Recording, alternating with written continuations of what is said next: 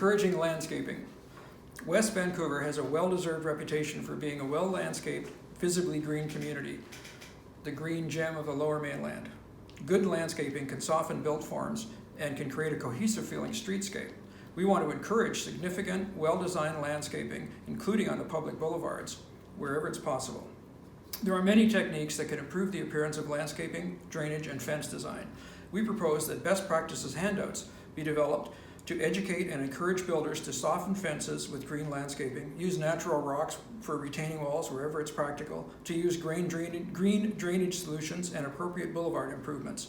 Best practices handouts are a way that we can recognize the differences between neighborhoods also.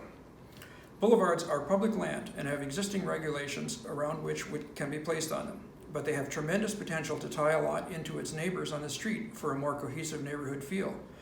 Currently, landscape plans are required for any building permit in West Van, and the working group proposes that boulevard improvements should be included in that landscape plan. Whenever a builder plans to change the landscaping on a boulevard, the plan should show how the boulevard, with its new and improved look, should tie into the existing lot and to the existing streetscape. Current regulations also require a bond that's a percentage of value of the landscaping. This upfront cost may in some instances encourage builders to spend less on landscaping. So we propose to lower the amount of the bond, freeing up funds to be spent on the landscaping itself.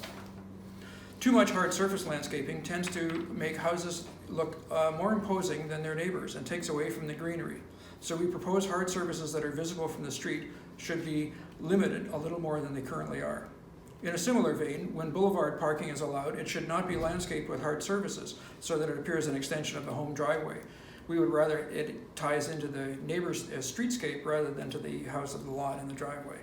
High fences are another imposing detail. Fence height is currently regulated, but when you add a fence on top of an existing retaining wall, the height increases. When seen from the street, this can be very imposing. The working group proposes that the maximum height of a fence combined with a retaining wall should be limited to 6 feet when it's visible from the street. Another outcome of living on a mountain is grade modifications. For instance, it's not uncommon for a slope lot to have fill trucked in or out and retaining walls built until it's essentially a flat lot, separated from its neighbors visually and physically. The use of fill and retaining walls should be limited, and builders should be encouraged to follow the natural grade whenever it's practical.